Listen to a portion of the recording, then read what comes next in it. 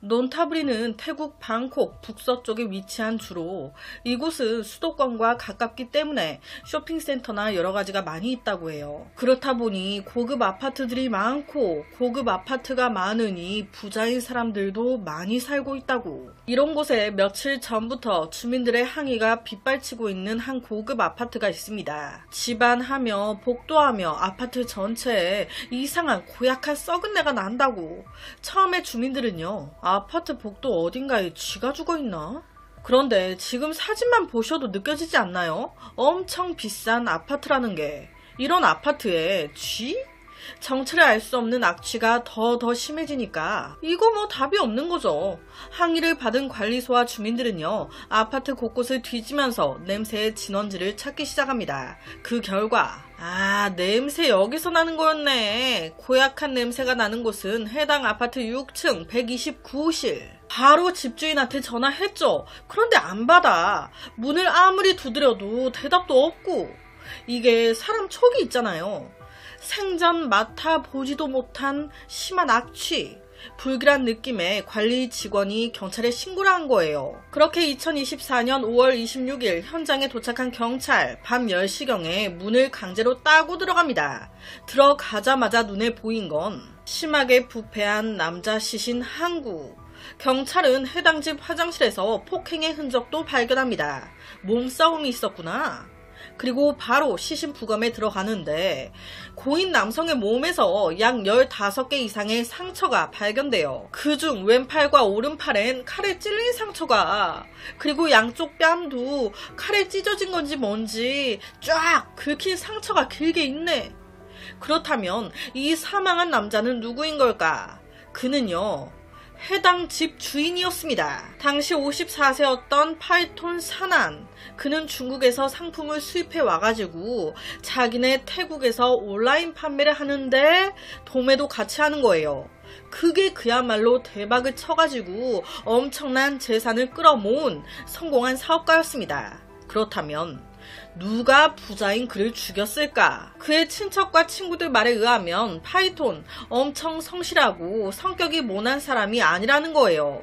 어디 가나 하하 호호, 누군가에게 원한 사고할 사람이 절대 아니라고. 해당 아파트는 고급 아파트였어요. 그럼 뭐가 있겠습니까? 바로 CCTV. 경찰 바로 뒤집니다. 봤더니 시신 발견 약 6일 전 2024년 5월 20일 저녁 10시 30분쯤 한 젊은 남자가 피해자 파이톤과 함께 엘리베이터를 탑니다. 경찰은 이 남자를 주시했어요. 해당 아파트에 살고 있는 주민들에게 물었습니다. 이 CCTV 속에 있는 이 남자 보신 적 있어요? 그랬더니 거의 대부분의 주민들이 네, 자주 봤었어요. 자주 파이톤과 함께 있는 걸 봤다는 겁니다. 거기다 5층에 살고 있던 젊은 여자는 아무래도 제가 사건의 그날 사건 발생 과정을 모두 들은 것 같다고 얘기를 해요. 이게 무슨 말인고 하니 이 여자 자기가 5층, 사건이 일어난 건 6층이잖아요. 이 아파트 구조가 자기 집 베란다 쪽으로 나오면 바로 위가 6층 베란다라는 거예요. 그 6층 베란다에 집이 이제 사건이 발생한 파이톤의 집인 겁니다. 사건이 발생한 날, 그러니까 5월 20일 밤 11시쯤에 자기가 분명히 들었다는 거예요. 바로 위 6층에서 나는 싸움 소리를. 이게 말싸움을 넘어서서 몸싸움을 하고 있는 것 같은 약간 우당탕탕하는 소리도 들었고, 이 싸움이 꽤 오랫동안 지속이 됐다는 겁니다. 아무래도 위층에서 싸우는 소리가 막 들리면 자기도 모르게 그 소리에 막 집중하게 되잖아요. 이때 이 여자도 그랬어요. 뭐야? 하면서 좀 들어보니 남자 한 명이 네가 날 때려? 나 때렸어? 하면서 막 소리 지르고 곧이어 누군가 땅바닥에 쓰러지는 것 같은 그런 소리도 들었다고. 짓밟히는 듯한 그런 소리도 들리고, 정확하진 않지만 자기 느낌상 이 싸움이 한 35분 정도 지속이 된 것 같았대요. 피해자의 신체 상처에 따르면 사건 당시 범인 긴 칼을 휘두른 걸로 추정이 됩니다. 경찰은 CCTV 속의 이 남자 사진을 프린트해가지고 사건 현장 근처 몇몇 백화점, 가게들을 다 돌아다닙니다. 혹시 얼마 전에 이런 남자가 찾아와서 칼을 사가거나 하지 않았냐? 네. 이 남자 얼마 전에 저희 가게에서 칼을 사간 남자 같은데? 사건 발생 전 한 가게에서 34cm 주방용 칼을 사갔다고. 현재까지 경찰이 확인한 바 CCTV에 찍힌 그날 밤 파이톤과 함께 있던 이 남자가 범인이다. CCTV 속에 그는 어두운 후드 점퍼에 보시면 안경에 선글라스까지 덧대가지고 쓰고 있는 것 같죠? 거기다 마스크까지 해가지고 완전히 얼굴을 가렸어요. 솔직히 이것 자체가 나 범인입니다 라고 얘기하고 있는 거 아닙니까? 그런데 웃긴 게 자기를 숨기려고 이렇게 애를 썼는데 의외로 태국 경찰 되게 빠르게 이 남자의 신원을 확인했어요. 그래서 집까지 딱 덮쳤는데 와, 이 새끼 이미 톡겼네. 바로 경찰, 네가 이기나 내가 이기나 한번 해보자. 전 지역에 수배 때려버립니다. 이렇게 되니 지가 피해 다닌다 한들 얼굴이 팔렸는데 얼마나 도망갈 수 있겠어요. 수배 내리고 5일 만에 주민신고로 잡힙니다. 그렇게 신문이 시작되는데 야, 너 나이랑 이름 뭐야? 저 28살 프리나트요. 여러분, 이 남자는요 집안 환경이 나쁘지 않았습니다. 그래서 어릴 때부터 사칠스럽고 호화스럽고 고상한 생활이 몸에 배어있는 거예요. 그는요 공부도 어느 정도 잘해서 태국의 유명 대학을 졸업했어요. 법학 학사 학위까지 취득. 그 후에 방콕으로 와서 살았다는 거예요. 아니, 아쉬울 게 없잖아. 돈도 있겠다, 대학도 좋은데 나왔겠다. 그런데 왜 이런 살인을 해? 지 팔자 지가 꼬내. 그가 이런 범행을 한 이유, 태국 보도에 따르면 프리나트 이놈이 대학 졸업하고 방콕으로 이사 왔다가 유흥에 빠진 거예요. 와, 이런 세상이 있었어? 밤놀이에 완전 취해가지고 돈이 있으니까 주체를 못하고 써대기 시작한 겁니다. 사람이 돈 버는 건 힘들어도 쓰는 건 한순간이라고 하죠. 10억 버는 건 힘들어도 쓰는 건 1시간 안에도 다 쓸 수 있다고. 딱 그 짝이었어요. 와, 지갑에 있는 돈을 다 썼네. 부모님한테 돈 달라고 하는 것도 한두 번이죠. 이제 안 준대. 그러니 어떡해요. 오늘도 명품 쓱 걸치고 술집 가서 여자 끼고 돈 던지면서 놀아야 되는데 그게 내 삶의 낙인데. 어떡하지? 이 삶을 계속 유지하기 위해 방법을 생각하기 시작한 거예요. 그러다가 한 사람이 생각난 겁니다. 올해 50살인 파이톤. 이전에 어떠한 계기로 둘이 연락하고 만나게 됐는데 이 남자가 입고 있는 옷이 다 명품이야. 거기다 만날 때마다 무슨 이 남자가 밥값하며 돈을 다 지가네. 집에도 한번 놀러가 봤는데 아파트가 와우 삐까 번쩍. 만날 때마다 차도 그렇고 하는 행색도 그렇고 돈이 있는 남자구나 라고 생각하고 있었는데 딱 지가 돈이 아쉬운 상황이 되니 다시 생각이 난 거예요. 이놈이 가지고 있는 돈을 내가 다 뺏어야겠다. 이 무슨 1차원적인 생각입니까? 그래서 바로 근처 가게로 가서 칼을 산 거예요. 그 후 5월 20일 프리나트는 파이톤에게 연락 만나자고 합니다. 이때 이미 죽일 계획을 다 세운 상태였기 때문에 만나는 장소도요, 어디 가게나 백화점 이런 데가 아닌 CCTV가 없는 백화점 밖에서 만나자고 해요. 그리고 자기는 CCTV에 안 잡히려고 일부러 택시를 타고요, 꼬고 꽈가지고 약속 장소로 갑니다. 그렇게 둘이 만나가지고 막 꼬드겨 같이 파이톤 집으로 간 거예요. 그 상황이 지금 이 CCTV. 아파트 엘리베이터에 찍힌 이 두 사람의 모습은요, 너무 친해 보였습니다. 하지만 이놈은요, 둘만 있는 집에 딱 들어서자마자 바로 돌변했어요. 기다리고 뭐 할 것도 없이 바로 들어가자마자 칼을 들고 설치기 시작한 거예요. 그러니 파이톤 얼마나 놀랍니까? 이놈은요, 칼로 막 협박하면서 있는 돈 다 내놔, 너 은행 비번 뭐냐, 협박하며 위협하기 시작. 그러면서 이 둘 싸움이 났고 계획대로 파이톤을 칼로 찔러버린 겁니다. 그 후에 이놈은요, 집을 뒤져 현금과 금, 통장까지 돈이 될 만한 물건들 다 훔쳐가지고 나옵니다. 그걸 들고 바로 현금으로 바꿀 수 있는 거는 다 바꿔요.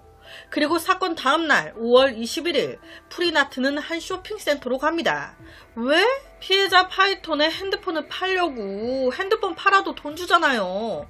지금 손에 들고 있는 빨간 게 파이톤 핸드폰이에요. 당시 그를 안내했던 핸드폰 매장 직원이요, 이 프리나트를 정확하게 기억하고 있었어요. 아니, 반바지에 후드티를 입은 손님이 오셨는데, 그런데 안경을 쓰고 그 위에 선글라스를 또 쓰고 계시더라고요. 그래서 속으로 좀 이상하다 생각을 하고 있었거든요. 그런데 그날 핸드폰을 건네주시면서 손에 막 달달 떨기까지 하시더라고요. 뭐지? 싶어 손을 보니까 손에 뭔가 긁힌 듯한 상처들도 많고 목에도 멍이 좀 들어있었어요. 여러 가지로 다 이상했다 보니 잊을래야 잊을 수가 없더라고요. 이 부분만 들어도 느낌이 오죠? 사건 당시 파이톤 살려고 얼마나 발버둥을 쳤었는지. 당시 프리나트는 파이톤의 핸드폰을 17,000바트 하나로 한 63만원 정도? 이 정도에 팔아버립니다. 그리고 살해 5일 후인 5월 25일 그는 이번엔 파이톤의 은행 계좌에 손이 대기 시작해요. 파이톤의 계좌에서 돈을 뺀 거예요. 그리고는 금을 막 사요. 금을 25만 바트나 사드립니다. 하나로 한 1,000만원 가까이 나오더라고요. 금을 1,000만원어치? 그리고 그의 카드를 이용 백화점 바로 가서 명품 긁어버립니다. 내가 이러려고 이 짓거리 하고 싶어서 죽인 거거든. 그런데 이때 진짜 지 돈 아니라고 백화점에서 엄청 산 거예요. 그래서 백화점 직원 눈에 딱 띄었던 겁니다. 아, 엄청 사네. 부자인가 봐. 속으로 막 생각하고 있었는데 이 남자가 결제를 하러 와. 카드로 하시겠어요? 아, 네. 일시불 맞죠? 네, 맞습니다. 하면서 딱 긁으려고 하는데 제가 잘은 모르겠는데 이 백화점에 이제 고객이 신용카드를 딱 긁으면 우리 백화점 이용객이라고 이 사용자의 얼굴 사진이 뜨나봐요. 이때 직원이 카드 결제를 하려고 딱 긁었는데 이 사용자 얼굴 사진이 딱 뜬 거예요. 그런데 그 카드에 등록된 사진과 지금 내 앞에 이 카드를 건넨 이 남자의 얼굴이 달라. 그러니까 순간 이상함을 느낀 겁니다. 그런데 이게 티가 났나봐. 갑자기 프리나트, 아, 제가 요 근래에 성형수술을 해서 얼굴이 좀 많이 다르죠? 저 맞아요. 라고 그렇게 사람 좋은 척 웃으면서 얘기합니다. 그러니까 이 직원이 조금 갸우뚱하긴 했지만 네, 그냥 결제예요. 제가 앞서 그랬잖아요. 이놈이 피해자 핸드폰을 매장에 팔아버렸다고. 그때도 뭔가 이 판매원 조금 이상함을 느꼈는데 그냥 팔고 보냈죠. 그 후에 TV를 딱 보는데 이놈 전국에 수배 때렸잖아요. 그 사진이 딱 뜨는데 나한테 얼마 전에 핸드폰 판 놈 아니야. 바로 핸드폰 매장 직원이 경찰에 신고를 한 겁니다. 그래서 5월 27일 저녁 경찰이 문제의 핸드폰 매장부터 금 매장, 백화점에 은행 CCTV까지 모두 뒤지는데 이놈이 백화점에서 나와 택시를 타네. 택시까지 또 추적해요. 그랬더니 현지의 한 고급 호텔로 들어가네. 호텔 뒤집니다. 그렇게 사건 저지르고 5일 만에 잡힌 거예요. 딱 잡히고 나서 이놈이 뭐라고 하냐. 파이톤이 자기한테 500만 바트, 약 1억 8천만 원 정도의 빚을 졌다는 거예요. 파이톤이 자기한테. 이 문제로 그날 파이톤 집에 가게 됐고 둘이 얘기를 하게 됐는데 그 과정에서 싸움이 났다고. 그렇게 싸우다가 실수로 파이톤을 죽였다고. 여러분, 이게 말이 됩니까? 실수로 죽였다는 사람이 당황은커녕 바로 피해자 집을 뒤져 금품을 가지고 나와? 그리고 백화점에 가서 쇼핑을 하고 이 난리를 쳐? 말이 안 되죠. 이런 뻔뻔스런 말에 파이톤의 가족들 열이 안 뻗칠 수가 없죠. 뭐 이런 또라이가 다 있어. 이놈은요, 쥐뿔 가진 것도 없으면서 호화스러운 생활은 하고 싶어. 사치스러운 생활은 하고 싶어. 실제 이놈은요, 파이톤을 살해한 후에 바로 방콕의 한 호화 호텔을 잡습니다. 거기서 이틀 밤을 묵어요. 무슨 생각을 하면서 묵었을까요? 좋은 호텔에 앉아 창밖에 멋진 야경을 바라보면서 이 맛이 돈맛이지 하면서 행복했을까요? 프리나트가 잡힌 후 파이톤의 어머니는 네가 사람 새끼가 맞냐, 사람이라면 이럴 수는 없다, 뻔뻔하게 경찰에 잡힌 후에도 우리 아들의 명예를 이렇게 더럽혀? 넌 절대 용서할 수가 없다. 이 사건이 2024년 5월 불과 한 달 전에 발생한 사건이에요. 그렇다 보니 아직 재판 중이라 결과가 나온 게 없습니다. 이 사건의 중요한 단서가 된 건 다름 아닌 CCTV였습니다. 만약 엘리베이터에 이 CCTV가 없었다면 이렇게 빠른 사건 해결은 불가능하지 않았을까 싶어요. 뜬금없긴 한데 여러분은 CCTV에 대해 어떻게 생각하세요? 일부 사람들은 이 CCTV를 좀 더 많이 달자는 의견에 대해서 말도 안 되는 소리 하지 말라고, CCTV가 많아지면 그만큼 우리의 사생활이 감시받는 거라고 반대하기도 하거든요. 저는 개인적으로 사생활 침해일 수도 있겠지만 다르게 보면 범죄로부터 이렇게 보호할 수 있는 거 아니에요. 사생활 침해도 위험하고 안 좋긴 하지만 내가 죽는 것보단 낫지 않나. 개인적으로 우리나라는 좀 CCTV가, 아니 화질이 좋은 CCTV가 많이 설치됐으면 하는 바람인데 여러분은 어떠세요? 참 돈이 많아도 문제, 돈이 없어도 문제인 것 같습니다. 자식 자랑, 남편 자랑은 해도 절대 돈 자랑은 하지 말라고 하죠. 표적이 될 수 있다고. 오늘 이 말이 딱 생각이 나네요. 그래서 오늘은 태국에서 벌어진 최악의 한 살인사건을 가지고 왔습니다.